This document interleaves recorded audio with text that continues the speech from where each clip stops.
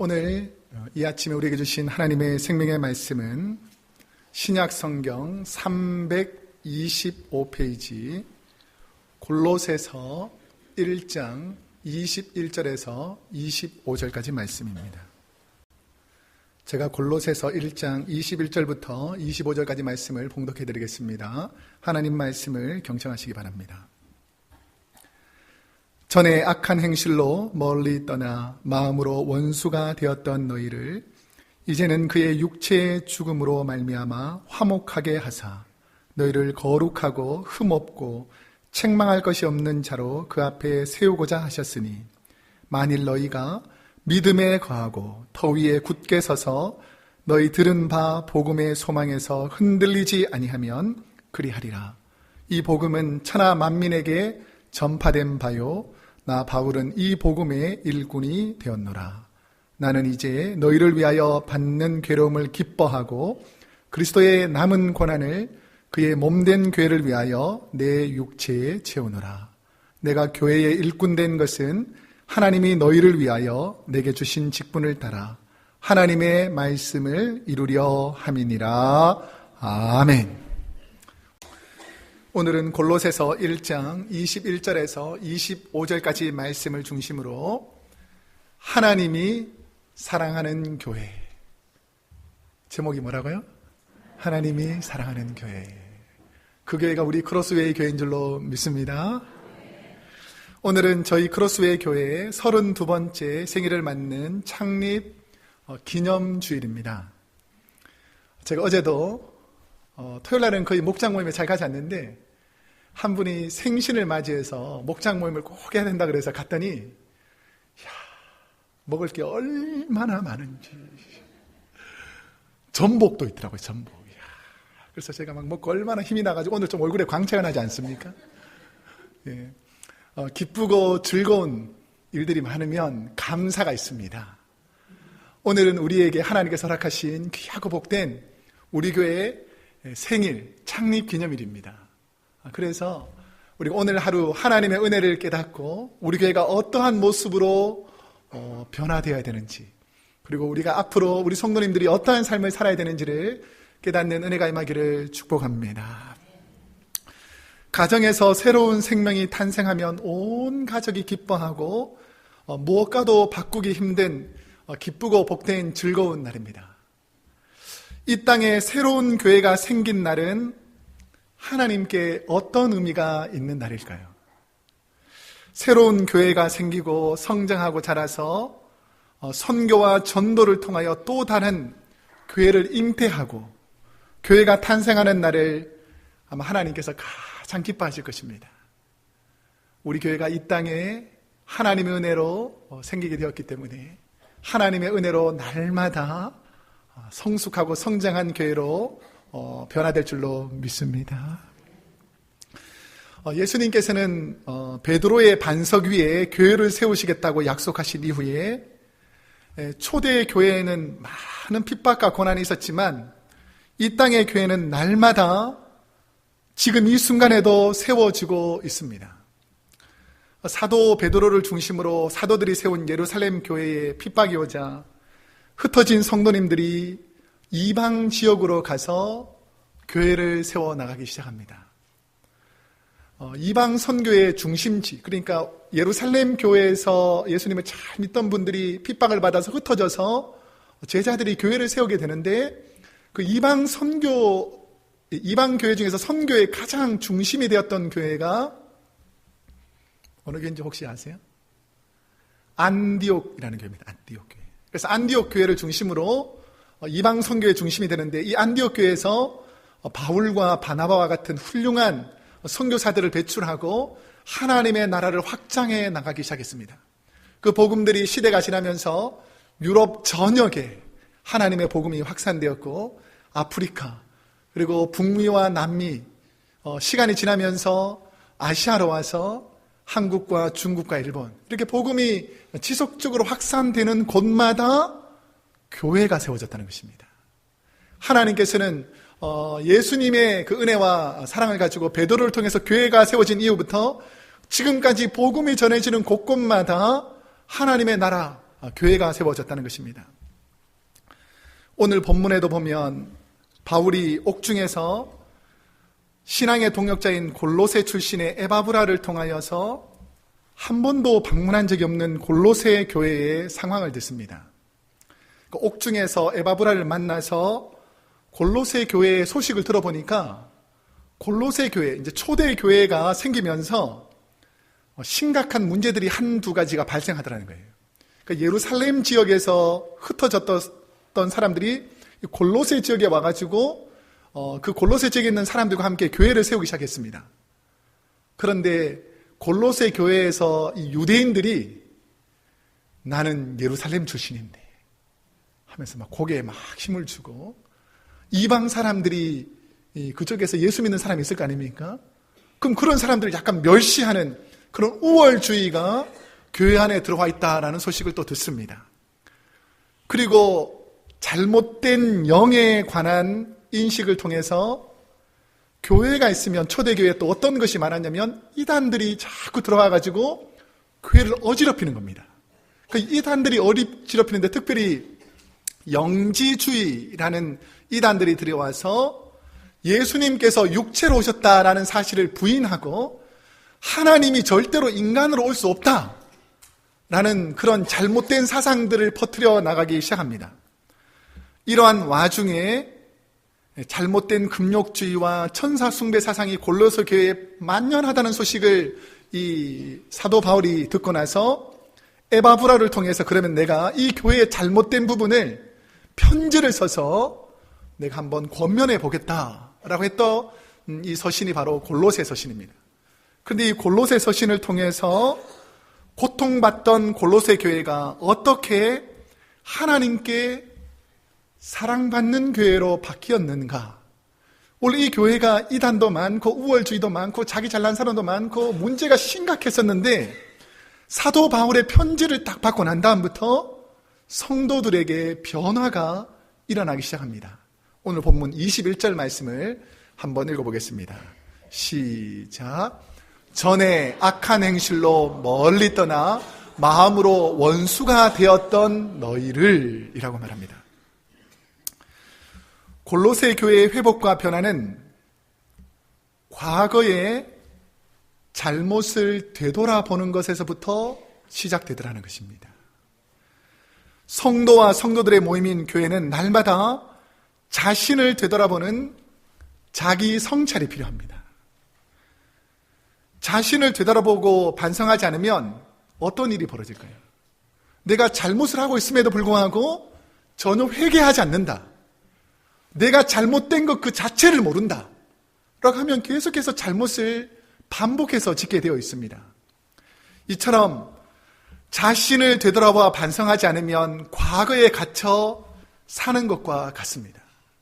내 과거의 삶이 내가 큰 문제가 없다 생각하고 지금 내가 잘못을 하는 이 시점에서도 잘못을 깨닫지 못하고 반복적으로 계속해서 잘못을 짓고 있다는 것이죠.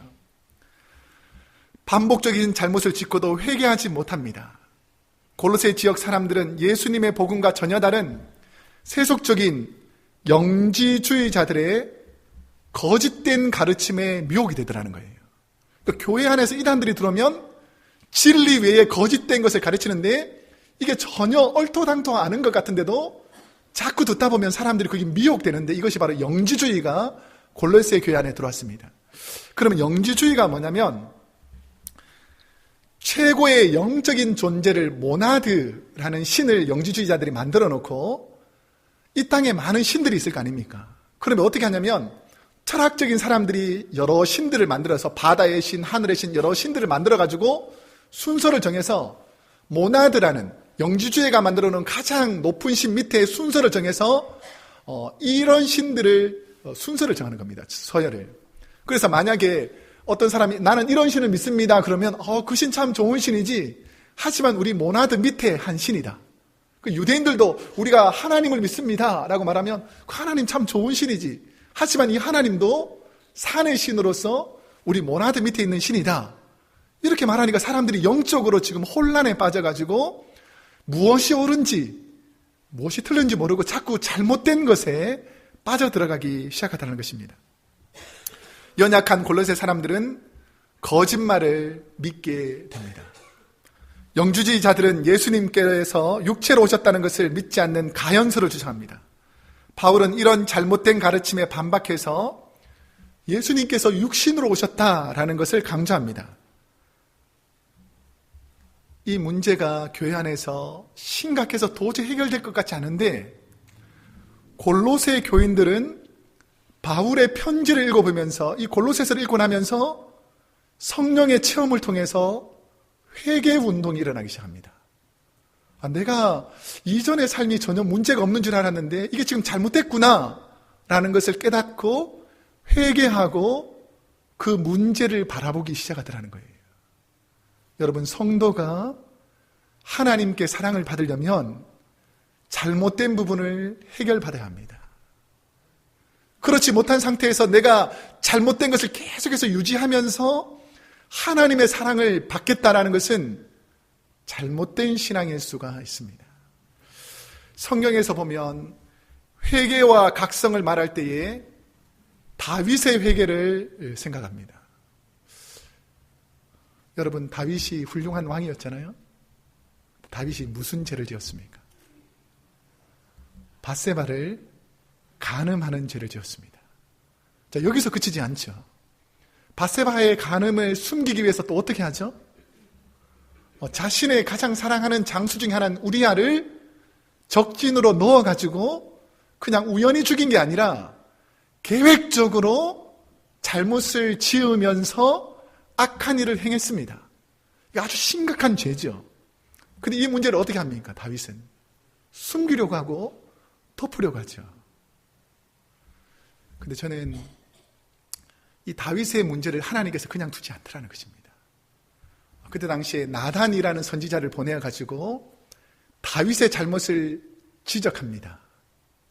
자, 그때 당시에 만약에 여러분이 다윗이라고 생각해서 다윗은 모든 권력을 가지고 있는 왕입니다.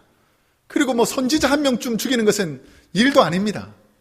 그래서 만약에 누가 나를 잘못했다고 말하면 너가 뭘 나를 판단하냐, 내가 왕이다라고 해서 나단을 죽여도 아무 문제가 없는 그런 강력한 힘을 가지고 있던 왕이었습니다. 그런데 다윗을 성경에서 가장 높이 평가하는 이유 중에 하나가 뭐냐면 나단이 자신의 잘못을 지적했을 때에 나단 선지자 앞에 무릎 꿇고 회개를 시작하더라는 거예요. 보잘것없는 선지자, 내가 너의 말을 듣지 않겠다고 밀어내고 부인할 수 있음에도 불구하고 겸손하게 회개하는데 다윗이 누구 앞에 무릎을 꿇었겠습니까? 나단 선지자가 아니라 나단 선지자를 통해서 나에게 말씀하시는 하나님 앞에서 무릎을 꿇었기 때문에 하나님께서 다윗을 다시 회복시켜주고 역사에서 전무후무한 가장 위대한 왕이라고, 내 마음에 합한 사람이라고 하나님께서 다시 회복시켜줍니다. 이 회복은 철저한 자기 자신의 회개에서 시작되더라는 것이죠. 여러분, 우리 교회가 회복되기를 원하십니까? 여러분의 가정이 회복되기를 원하십니까? 그렇다면 여러분이 하나님 앞에서 회개해야 될 부분들을 진실하게 가지고 나와서 회개하세요. 그럼 하나님께서 도와주실 것입니다. 조선에 처음에 복음이 들어왔을 때 1800년 후반부에 복음이 들어옵니다. 근데 선교사님들이 많이 오심에도 불구하고 복음이 확장이 되지 않는 거예요. 그럴 때에 1907년에 평양 장대현 교회에서 회개운동이 시작됩니다. 그때 당시에는 길선주 장로님이었는데, 자, 우리 그림 왼쪽에서 보면 기와로 지어진 이 교회가 있었습니다. 근데 이제 부흥회를 하겠다고 평양 장대현 교회에서 부흥회 목사님을 모시고 오는 거예요. 그 오른쪽 그림에 보면 성도들이 백이민족 맞죠? 제가 보니까 야, 진짜 백이민족이네. 다 컬러풀한 사람을 가운데 있는 한 분 목사님밖에 없고 나머지는 다 흰 옷 입고 온 거예요. 그 사진, 이 네모 박스 안에 있는 분이 그때 당시에 길선주 장로님입니다. 제가 오늘 일부 설교 마치고 우리 병신 권사님한테 제가 깜짝 놀랐는데, 병신 권사님이 평양 장대현 교회 유치원 출신이라 그러더라고요. 그러면서 이 교회에 저도 다녔습니다. 그런데 이 교회에서 이제 하나님의 은혜로 부흥회를 한다니까 많은 성도님들이 모였습니다. 그런데 하나님의 말씀을 듣는 이 순간에 이 길손주 목사님, 이 장로님이 회개가 일어나는 거예요.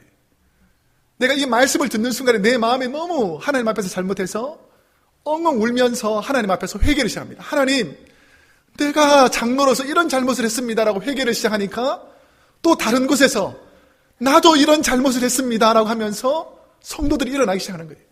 이곳저곳에서 내가 잘못했다라고 회개의 영이 막 일어나니까 갑자기 이곳에 성령의 능력이 임하기 시작한 것입니다.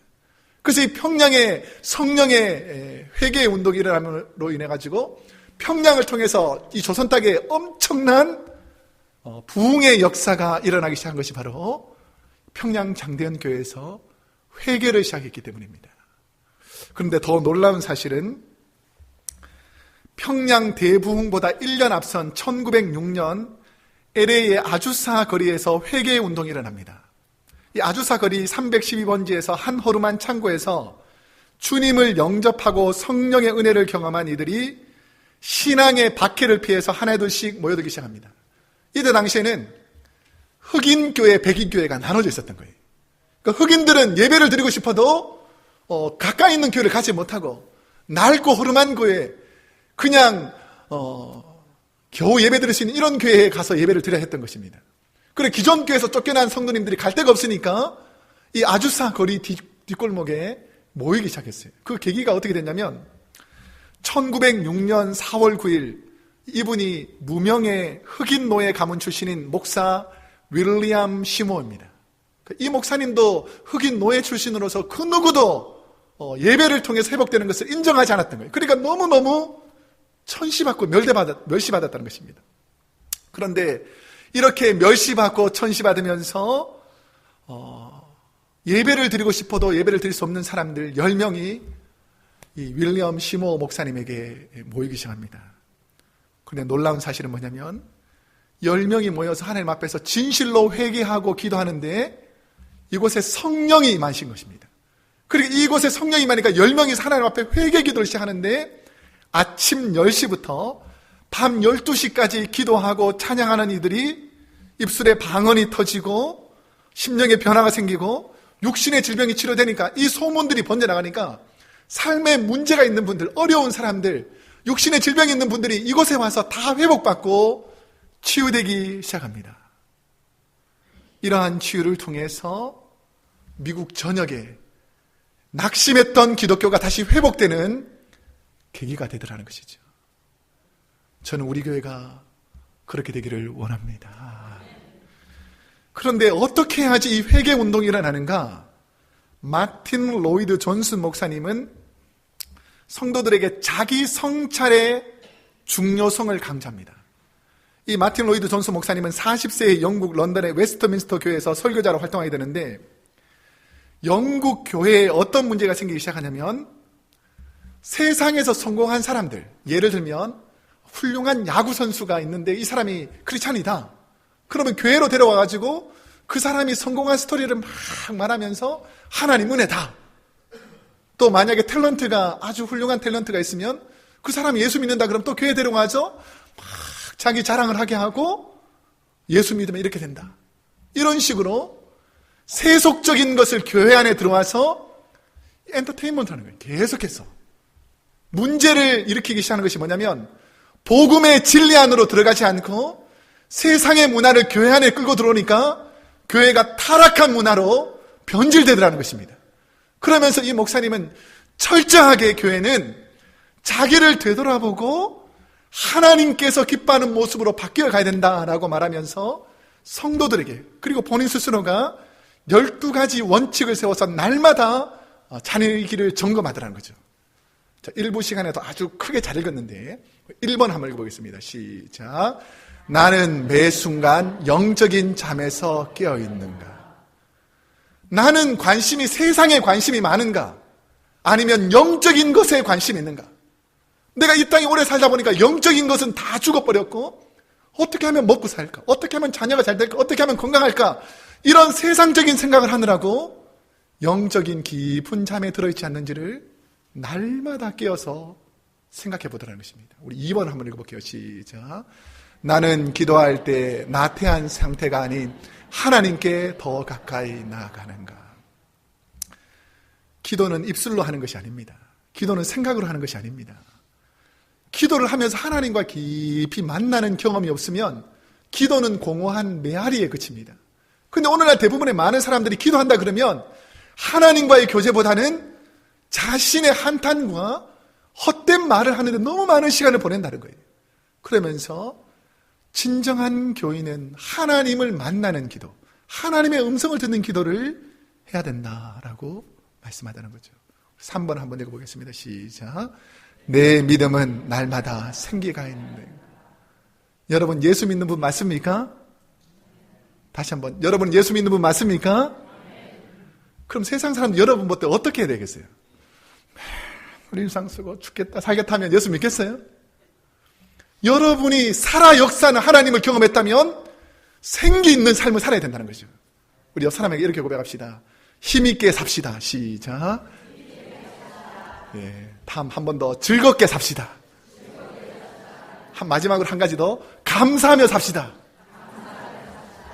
벌써 이제 막 마음이 벌써 기뻐지니까 생기가 벌써 도는 것 같아요. 이처럼 우리가 자신을 늘 돌봐야 된다는 것입니다. 다음 4번째 시작. 나는 나의 모든 일이 하나님께 향하여 있는가? 내 생각과 내 말과 내 행동이 하나님께 향하여 있는가, 내게 향하여 있는가를 늘 점검해 보라는 거예요. 5번째 시작. 불친절한 말과 생각을 하지 않도록 날마다 점검하는가?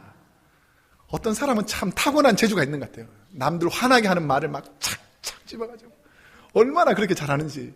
그분을 만나면 늘 상처가 돼가지고 아휴 또 만났고 안 만났어야 되는데 괜히 만나가지고 이렇게. 여러분 따뜻한 말을 하시기를 축복합니다. 좋은 말도 많은데 왜 그렇게 꼬집으려고 하는 말들을 많이 하는지 우리 옆 사람에게 다시 한번 고백합시다. 좋은 말을 씁시다. 시작. 한 가지 더 상처 주지 맙시다. 시작. 뚱뚱한 사람한테 뚱뚱하다 그러면 화가 나요.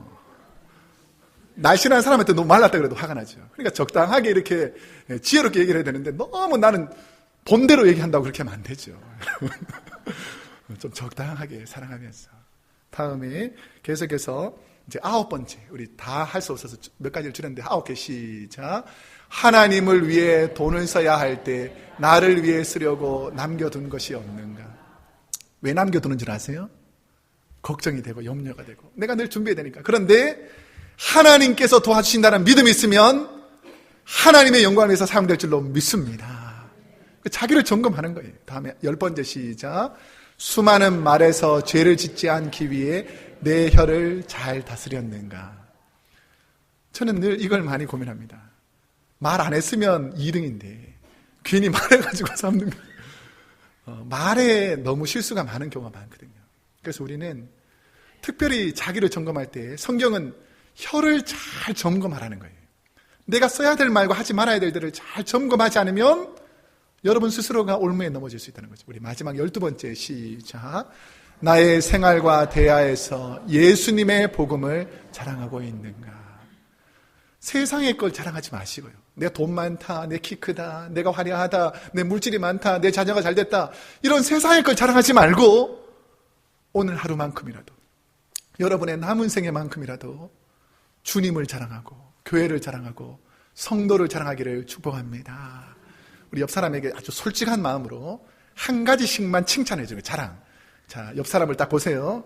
없는 걸 자랑하면 안 됩니다. 우리 옆에 있는 사람. 자, 시작. 당신은 하나님의 사랑이 충만한 분입니다. 당신은 귀한 분입니다. 당신은 성령 충만한 분입니다. 예.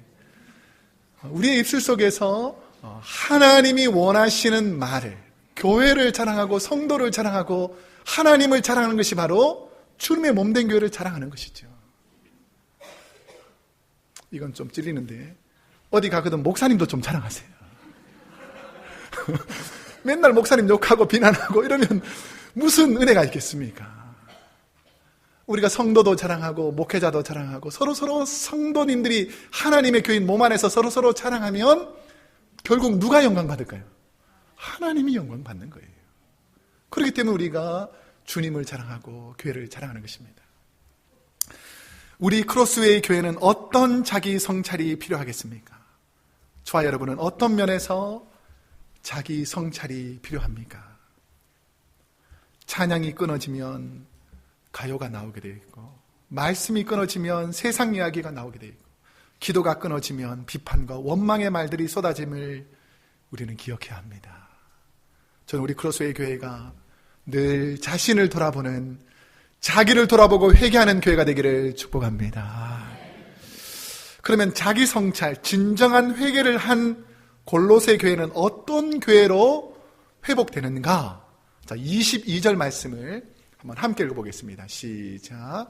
이제는 그의 육체의 죽음으로 말미암아 화목하게 하사 너희를 거룩하고 흠없고 책망할 것이 없는 자로 그 앞에 세우고자 하셨으니. 자, 여기서 보면 화목이라는 단어가 중요합니다. 그리고 책망할 것이 없는 자로 하나님 앞에 세우고자 하셨다라는 것이 중요한데요. 자기 성찰이 된 교회와 성도님들이 서로 화목하게 되었다는 것입니다. 회개를 하고 나니까 어떤 일이 벌어지냐면 화목하게 되었다는 거예요. 교회 안에서 비판하고 원망하는 거 다투고 이러지 않고 화목하게 지내니까 하나님의 은혜가 일어나기 시작하더라는 것입니다. 화목의 시작은 누군가 그 화목을 위해 희생이 필요합니다. 바울은 저와 여러분이 하나님의 화목하게 된 그 배경이 바로 예수님께서 십자가에 돌아가셨기 때문에 우리가 죄 씻음 받아서 하나님과 화목되었다라는 것을 말씀합니다. 어떻게 우리 크로스웨이 교회가 화목한 교회가 될까요? 내가 대신 죽어야 합니다. 내가 예수님이 죄인들을 위하여 십자가에 지심같이 연약한 우리 주변의 분들의 죄를 대신하여 짊어질 줄 알아야 화목하게 되는 것입니다. 가정에서 문제가 생기고 다툼이 생기고 어려움이 생기려고 할 때 믿는 저와 여러분이 어떻게 해야 되겠습니까? 가정의 화목을 위해서 어떻게 해야 될까요? 내가 죽어야 합니다. 자, 우리 옆 사람에게 한번 이렇게 고백합시다. 시작. 내가 죽어야 합니다. 이 내 자를 또 바깥으로 안 쓰고 안으로 써가지고 내가 죽어야 합니다. 이렇게 하면 안 되고 내가 죽어야 합니다. 내가. 죽은 사람이 화낼까요? 안 낼까요? 죽은 사람이 벌떡 일어서 소리 지릅니까? 안 지릅니까? 죽은 사람이 짜증내요? 안 내요? 그러니까 왜 그러냐? 왜 자꾸 화목이 깨어지는가? 내가 살아있으니까 문제가 생기는 거예요. 그런데 어떻게 하면 문제가 사라질까요? 내가 죽으면 예수님께서 우리의 죄를 위해서 죽으셨던 것처럼 우리 교회 화목을 위해서, 우리 가정의 화목을 위해서 내가 먼저 죽으면 문제가 화목으로 바뀌더라는 것입니다. 예수님이 죄인인 나를 위해 죽으심으로 우리가 하나님과 화목하게 되었다는 사실을 묵상하면서 남편과 아내를 위해서, 자녀를 위해서 내가 죽어야 합니다. 우리 옆 사람에게 이렇게 한번 고백합시다. 내가 죽겠습니다. 시작. 내가 죽겠습니다. 내가 죽으면, 화평해지면 내가 죽어 지내는 게 좋죠. 캘리포니아 코스타 메사라는 곳에 갈보리 교회가 있습니다. 이 교회는 1965년 척 스미스라는 목사님께서 초빙되었을 때에 25명 정도의 교인들이 참석하는 아주 작은 교회였습니다. 스미스 목사님의 리더십과 전통적인 목회 방식에서 새로운 방법으로 교회가 지역사회와 화목하는 데 앞장을 씁니다. 교회가 자신들만 잘 먹고 잘 사는 그런 고립된 단체가 아니라 연약한 이웃들, 이 지역에 고통당하는 사람들과 화목하는 일에 이 척 스미스 목사님이 최선을 다합니다. 그러니까 어떤 놀라운 일이 벌어지냐면 35,000명이 예배드리는 교회로 한때 성장하게 되었고, 갈보리 교회는 3,000명이 넘는 목사를 배출했으며 미국을 비롯해서 전 세계 1,000곳이 넘는 자매 결혼 교회가 생기게 됐습니다. 그럼 그 이유가 무엇인가? 1960년대에 미국의 젊은이들 사이에서는 우리 마음대로 살아보자, 자유로움을 누려보자라는 히피족이 일어나기 시작했습니다. 그러니까 이들은 이 세상 한 번 사는데 내 마음대로, 내 뜻대로, 내가 쓰고 싶은 대로, 내가 먹고 싶은 대로, 내가 놀고 싶은 대로 머리도 기르고 막 마음대로 살아보자. 그리고 막 문신도 새기고 막 악한 일은 악한 일, 좋은 일은 좋은 일, 내가 하고 싶은 거 다 해보자 이러면 살았다는 거예요. 자, 만약에 여러분이 지금 교회 앞마당에 딱 이렇게 나가서 길가를 보는데 어떤 사람이 막 문신하고 막 머리 기르고 막 이렇게 막 술 먹고 담배 피고 막 이렇게 하면서 지가 마음대로 살겠다 막 이렇게 소리 지르고 있으면 여러분들은 그분들 보고 뭐라고 그럴 것 같아요? 일부 때는 아주 정확하게 얘기하는 분이 있더라고요. 저런 죽일 이렇게 이 마귀에 우리가 생각할 때 그렇게 생각하면 안 된다는 거예요. 이 척 스미스 목사님의 변화는 뭐냐면 교회도 세상도 저 사람들 다 멸시하고 천대했는데 이 교회는 하나님의 사랑으로 그들을 받아들여 주는 거예요. 그러니까 히피족들이 세상에서 아무리 만족을 하려고 해도 그곳에 가보니까 만족도 없고 내 마음대로 살고 내 뜻대로 살면 더 기쁠 줄 알았는데 기쁨이 없더라는 거예요. 그러면서 하나님의 사랑으로 이 목사님이 안아주고 그들의 마음을 이해해주고 그들이 갈 곳 없으니까 교회에 와서 회복되도록 도와주기 시작했습니다. 척 스미스 목사님은 코로나 델마 해변에서 수천 명의 히피족들에게 세례를 베풉니다. 그리고 전통적인 찬송가 대신에 복음성가, 그리고 한 걸음 더 나가서 그들이 좋아하는 하나님께 경배하는 찬양과 은혜를 통해서 복음을 전파합니다. 청소년들과 교회에 하나님을 경배하며 찬양하는 집회가 보편화되기 시작했고 소망 없고 살 희망이 없던 그 비난받던 히피족에게 하나님의 사명을 주니까 복음의 일꾼으로 바뀌는 은혜가 임하더라는 것입니다. 저는 우리 교회가 그런 교회가 되기를 원합니다. 세상에서 힘들고 세상에서 고통받고 세상에 어려웠던 사람들이 우리 교회에 와서 다 회복되고 치유받고 째려보거나 욕하지 말고 사랑하고 이해하는 성도님들이 되기를 축복합니다. 교회는 사회에 영향력을 미치며 사회와 화목하게 하는 직분을 감당할 때에 교회는 영향력을 발휘할 수가 있습니다. 교회가 마치 외딴 섬처럼 그 누구도 찾지 않는 곳이라면 주님이 말씀하신 너희는 세상의 소금과 빛이라고 말씀하신 그 사명을 감당하지 못하는 것이죠. 저와 여러분은 세상 가운데 소금과 빛처럼 살아서 그들을 화목하게 이끌어가는 주님의 자녀임을 잊지 않기를 축복합니다. 예수님이 하나님과 우리 사이에 화목한 다리를 놓아주셨듯이 저와 여러분은 믿지 않는 분들과 주님 사이에 화평의 도구 피스메이커가 되어야 된다는 것이죠. 여러분이 가면 자꾸 싸움이 일어나요? 아니면 여러분이 가면 자꾸 좋은 일이 생겨요? 어떤 분은 만나기만 하면 늘 경쟁하고 내가 잘났다 네가 잘났다 하면서 막 싸우려고 하는 분이 있고 어떤 분은 가면 이렇게 평화롭게 화평을 만드는 사람이 있습니다. 우리 옆 사람에게 이렇게 한번 고백합시다. 피스메이커가 됩시다. 시작. 한 가지만 더 할게요. 제발 좀 싸우지 맙시다. 시작. 네. 교회는 싸우는 곳이 아니에요. 교회는 화평한 곳입니다. 교회는 피스메이커들이 평화를 만드는 곳입니다. 그럴 때에 회개가 되고 회복과 치유가 일어나더라는 것입니다. 저는 우리 교회가 그런 교회가 될 줄로 믿습니다. 마지막으로 자기 성찰을 통해 회복된 골로새 교회가 어떤 교회가 되길 바울은 축복하는가? 이제 이렇게 변화된 교회가 앞으로 어떤 교회가 되기를 축복하냐면 우리 24절과 25절 말씀을 우리 한번 함께 읽어보겠습니다. 시작. 나는 이제 너희를 위하여 받는 괴로움을 기뻐하고 그리스도의 남은 고난을 그의 몸된 교회를 위하여 내 육체에 채우노라. 내가 교회의 일꾼 된 것은 하나님이 너희를 위하여 내게 주신 직분을 따라 하나님의 말씀을 이루려 함이니라. 아멘. 내가 가지고 있는 직분이 누구의 뜻을 이루기 위해서라고요? 하나님의 말씀을 이루게 함이라는 것입니다.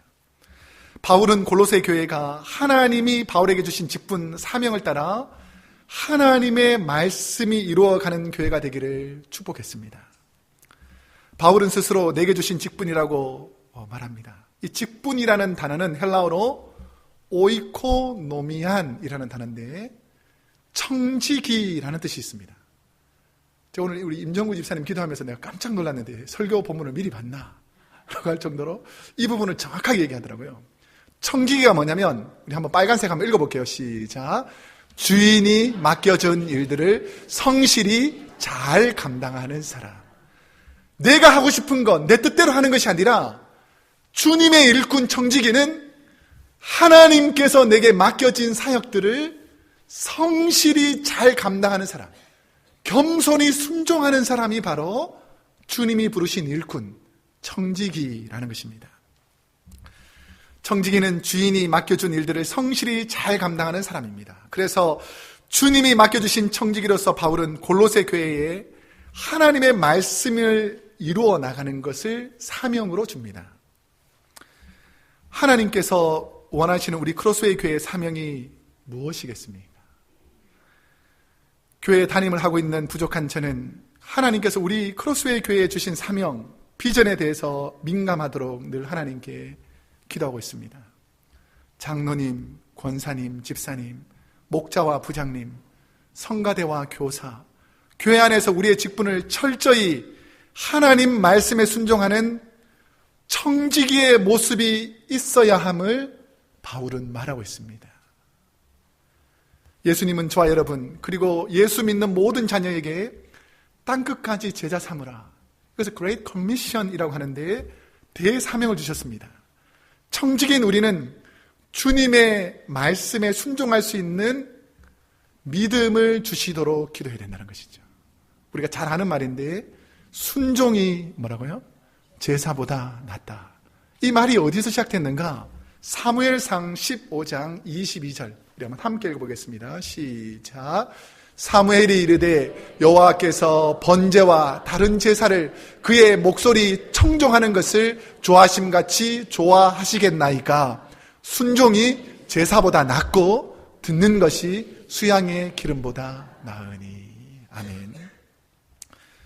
사울 왕이 자신의 직분이 아닌 사무엘 제사장이 해야 할 제사를 블레셋이 쳐들어온다고 두려워서 자신의 일이 아닌 제사장의 일을 함부로 하여서 하나님께서 벌을 내립니다. 그리고 사울 왕을 버리고 새로운 왕을 세우겠다라고 말합니다. 하나님의 말씀에 순종하지 않는 형식과 말과 행동은 하나님이 받지 않는다는 거예요. 여러분, 우리 교회가 하나님께 쓰임받기를 원합니까? 여러분의 가정이 하나님께 쓰임받기를 원하십니까?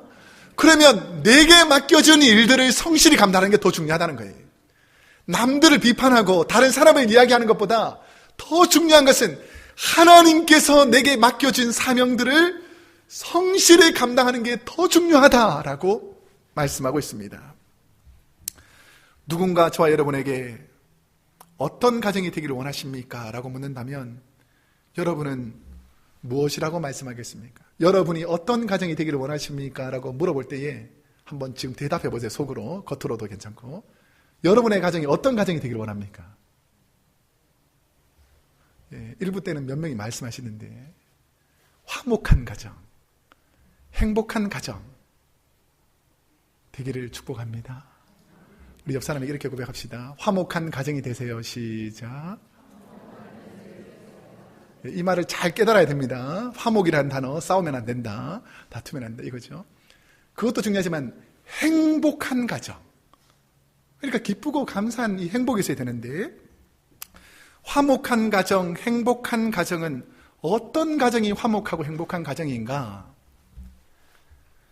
하나님의 말씀에 순종하는 가정이 바로 화목한 가정, 행복한 가정이 될 수 있다는 겁니다.